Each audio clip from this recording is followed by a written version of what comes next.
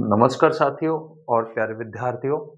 आर्य study point पे सभी का मैं बहुत-बहुत स्वागत करता हूँ।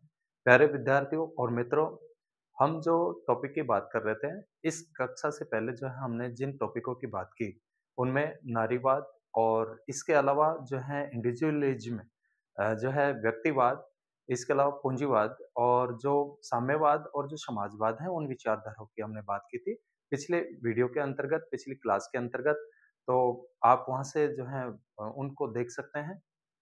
आज का जो टॉपिक रहेगा, आज जो हम बात करने वाले हैं, वो विचारधारा के संदर्भ में बात करेंगे और एक ऐसी विचारधारा जो कि सत्ता पर बलपूर्वक अधिकार करके और जो है राज या शासन करता है, जो व्यक्ति या कुछ लोगों के द्वारा, वो अधिनायकवाद होता है। डिक्टेटरशिप के संदर्भ में अपन बात करेंगे। तो आई होप, मैं आशा और उम्मीद करता हूँ कि ये टॉपिक आपको अच्छे से समझ में आएगा। और देखिए कि प्यारे विद्यार्थियों, जिस प्रकार से बूंद-बूंद से घड़ा भरता है, ठीक उसी प्रकार से जो है आप थोड़े-थोड़े ज्ञान से जो है ज्ञान के भंडार बनते हैं। तो मैं आशा और उम्मीद करता हूँ कि अ, ये टॉपिक आपके अच्छे से समझ में आएगा। इसको अच्छे से एक्सप्लेन करने का जो है मेरा प्रयास रहेगा। तो चलिए बात करते हैं अपन अधिनायक तंत्र या अधिनायकवाद। और जो अधिनायकवाद है, ये लोकतंत्र की जो है प्रबल विरोधी है। अधिनायक तंत्र या डिक्टेटरशिप जो होती है, इसमें देखिए इस व्यवस्था के अंतर्गत, यानी जो अधिनायक तंत्र होता है, अधिनायकवाद तो क्या है, एक विचारधारा है, तंत्र एक शासन प्रणाली है। तो अधिनायक जहाँ पे भी आपको वाद नजर आता है, वो एक आइडियोलॉजी होती है, विचारधारा होती है। और अधिनायक तंत्र एक शासन का जो है प्रकार है।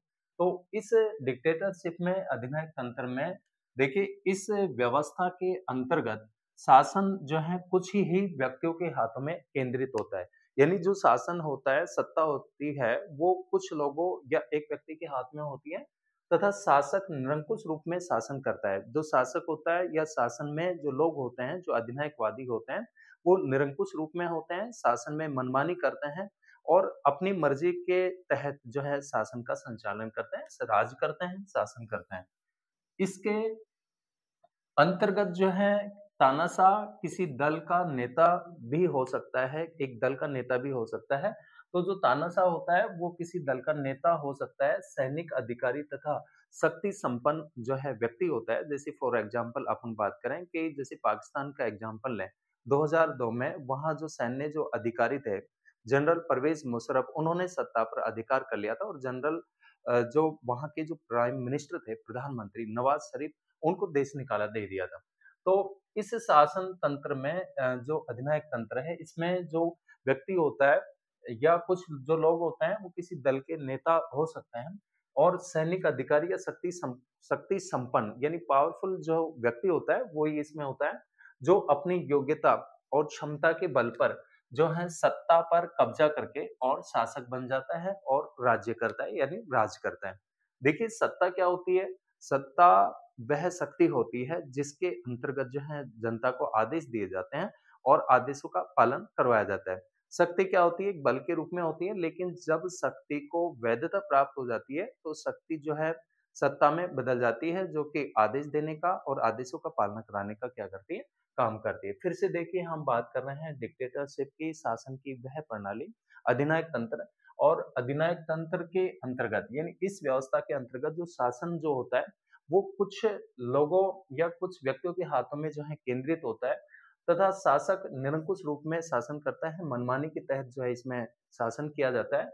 इसके अंतर्गत तानाशाह किसी दल का नेता, सैनिक अधिकारी, शक्ति संपन्न जो है व्यक्ति होता है, जो अपनी योग्यता और क्षमता के बल पर जो है सत्ता पर कब्जा करके शासक बन जाता है और जो है राज्य करता है या राज करता है।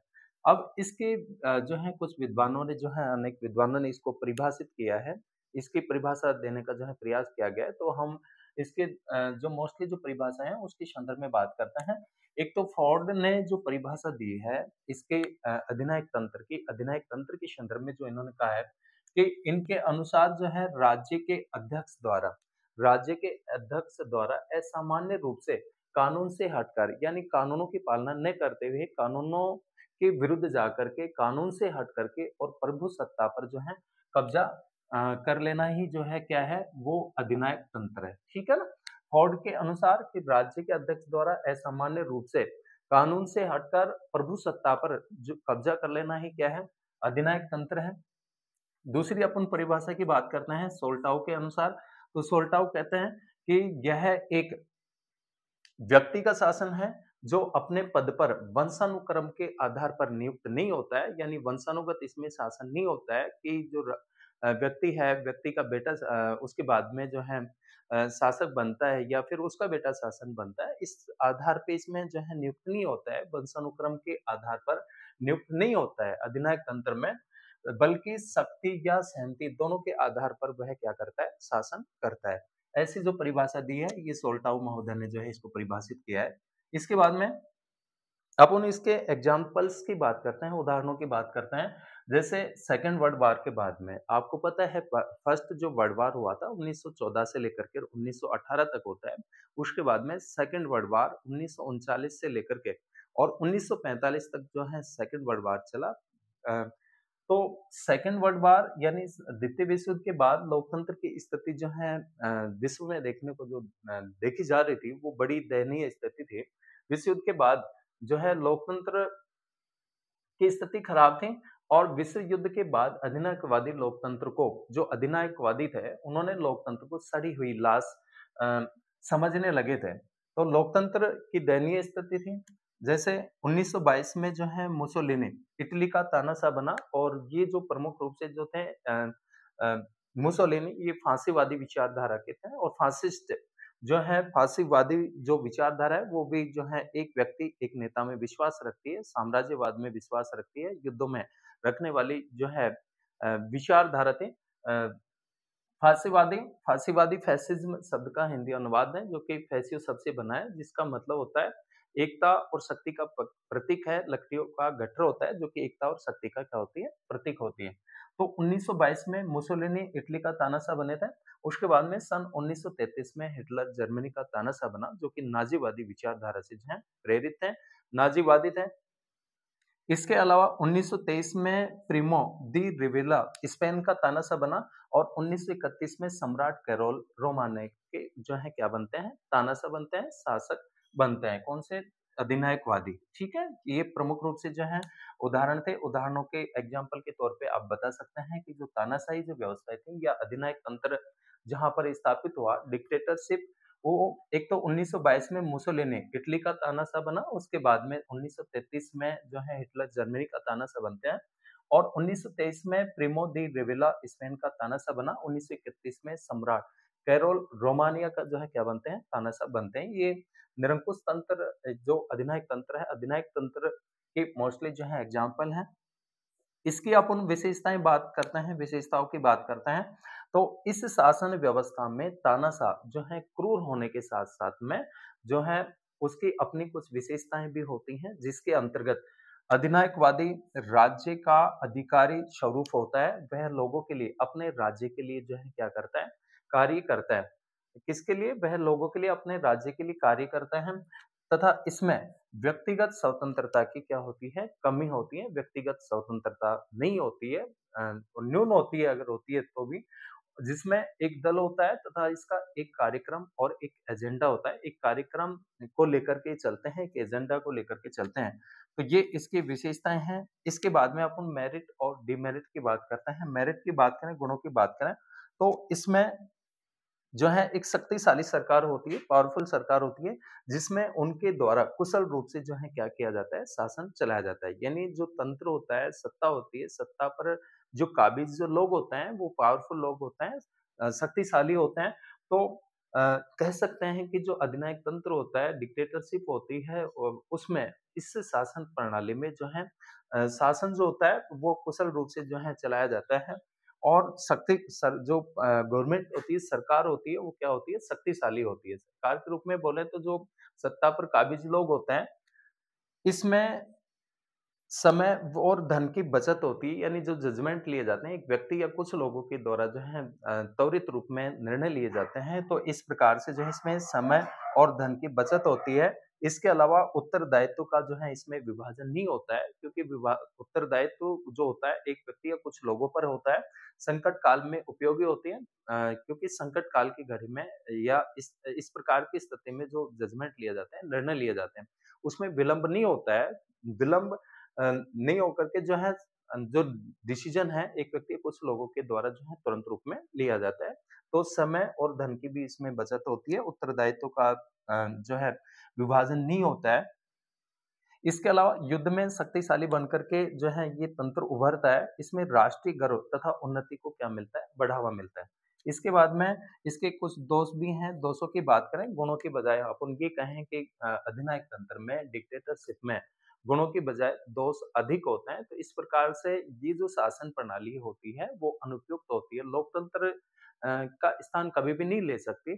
उसके एग्नेस्ट होती है, विरोधी होती है, तो 200 दोष ज़्यादा पाए जाते हैं। दोष की बात करें तो इसमें व्यक्तिगत स्वतंत्रता तथा अधिकारों का अभाव पाया जाता है। इसके अलावा जो है इसमें निरंकुश रूप से शासन किया जाता है, मनमानी रूप में शासन किया जाता है, लोक कल्याण का विशेष रूप से जो है ध्यान नहीं रखा जाता है और यह युद्ध का पोषक होती है। यानी ये जो तंत्र होता है युद्ध को बढ़ावा देता है। शक्तिशाली जो है शक्ति का दुरुपयोग किया जाता है क्योंकि निरंकुशता इसमें होती है और योग्य अधिकारियों का जो है क्या किया जाता है इसमें अभाव पाया जाता है। इसके अलावा अंतर्राष्ट्रीयवाद का क्या किया जाता है? विरोध किया जाता है। यानी ये प्रमुख रूप से सर्वोपरि रूप में जो है अपने राष्ट्र को जो है प्रमुखता देते हैं, तो अंतर्राष्ट्रवाद का विरोध करने वाला जो है ये भी कह सकते हैं कि शासन प्रणाली के तंत्र है। तो फिर से देखिए अधिनायक तंत्र, डिक्टेटरशिप, ये जो तंत्र होता है या जो व्यवस्था होती है, इस व्यवस्था के अंतर्गत शासन कुछ ही व्यक्तियों के हाथों में जो है केंद्रित होता है। इसके अलावा तथा शासक निरंकुश रूप से शासन करता है और इसके जो अंतर्गत जो है तानाशाह किसी दल का नेता, सैनिक, अधिकारी तथा शक्ति संपन्न व्यक्ति होता है, जो अपनी योग्यता और क्षमता के बल पर सत्ता पर कब्जा करके क्या बन जाता है? शासक बन जाता है। परिभाषाओं की बात करें तो परिभाषाओं में फोर्ड्स ने कहा है, फोर्ड के अनुसार कि राज्य के अध्यक्ष द्वारा असामान्य रूप से हटकर कानून का पालन नहीं करते हुए कानून से एग्नेस्ट उसके अपोजिट जो है कानून से हटकर प्रभु सत्ता पर क्या कर लेता है? कब्जा कर लेता है। ऐसा जो है कर लेना ही अधिनायक तंत्र है। ये जो परिभाषा दी गई है ये फोर्ड के अनुसार दी गई है। नेक्स्ट सोल्टाउ ने कहा है कि यह एक व्यक्ति का शासन है जो अपने पद पर वंशानुक्रम के आधार पर नियुक्त नहीं होता है, बल्कि शक्ति या सहमति दोनों के आधार पर क्या करता है? शासन करता है। इसके बाद में इसके अपन एग्जाम्पल्स की अपने बात की है, कुछ उदाहरण देखे हैं कि सेकेंड वर्ल्ड वार के बाद में लोकतंत्र की जो स्थिति थी वो बड़ी दयनीय थी, खराब थी और विश्व युद्ध के बाद अधिनायकवादी जो लोग थे वो लोकतंत्र को सड़ी हुई लाश समझने लगे थे। कुछ उदाहरण कि 1922 में मुसोलिनी इटली का तानाशाह बना जो कि फासिस्ट था, फासिस्टवादी विचारधारा का, और सन 1933 में हिटलर जर्मनी का तानाशाह बनता है।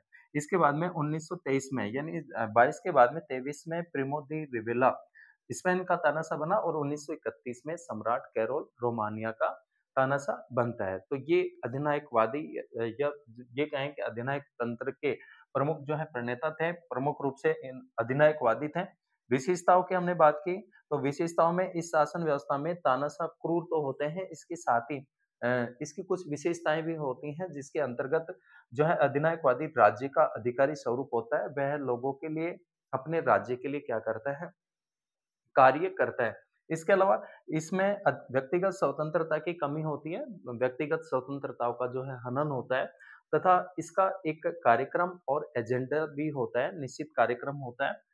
इसके गुण और दोष देखें तो गुणों की हमने बात की कि इसमें एक शक्तिशाली सरकार होती है जिसमें उनके द्वारा कुशल रूप से क्या किया जाता है? शासन किया जाता है। यानी जो सत्ता होती है, सत्ता में काबिज जो लोग होते हैं वो पावरफुल होते हैं, शक्ति संपन्न होते हैं। एक व्यक्ति को जो होता है शक्तिशाली होता है। इसमें समय और धन की भी जो है क्या होती है? बचत होती है क्योंकि सरकार का गठन करने में काफ़ी पैसा लगता है। तो धन भी बचता है और जो है समय की भी इसमें बचत होती है, उत्तरदायित्व का विभाजन नहीं होता है। इसके अलावा संकट काल में उपयोगी होता है क्योंकि कोई डिसीजन लेने पड़ते हैं राष्ट्र के लिए तो तुरंत ही क्या लिए जाते हैं? निर्णय लिए जाते हैं। युद्ध में शक्तिशाली बनकर के उभरती है और इसमें राष्ट्रीय गर्व तथा उन्नति को बढ़ावा मिलता है। ये विद्यार्थियों में निश्चित रूप में इसके मेरिट्स हैं, जो है गुण हैं। दोषों की बात करें तो इसमें व्यक्तिगत स्वतंत्रता तथा अधिकारों का जो है क्या पाया जाता है, अभाव पाया जाता है। इसमें निरंकुश रूप से शासन किया जाता है। यह युद्ध का पोषक होती है, अर्थात ये जो तंत्र होता है, ये जो विचारधारा होती है, वो युद्धों को बढ़ावा देती है और शक्ति का क्या किया जाता है, दुरुपयोग किया जाता है। इसके अलावा योग्य अधिकारियों का अभाव पाया जाता है, यानी जो अधिनायकवादी होते हैं, जो निरंकुश लोग होते हैं, वो अपने चहेतों को अधिकारियों के पद पर नियुक्त करते हैं, महत्वपूर्ण पदों पर जो है नियुक्त करते हैं।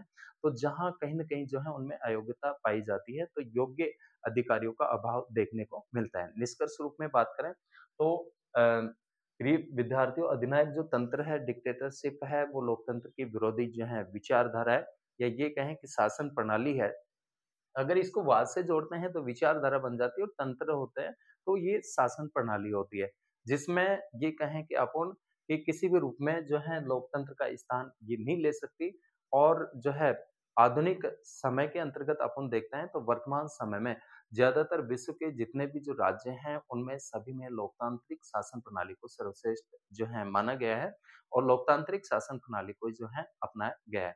आई होप ये टॉपिक आपको पसंद आया होगा। अगर पसंद आए तो इसको लाइक, सब्सक्राइब और शेयर करें। मिलते हैं ऐसे ही और महत्वपूर्ण टॉपिक के साथ में। तब तक सभी साथियों और विद्यार्थियों का बहुत-बहुत धन्यवाद।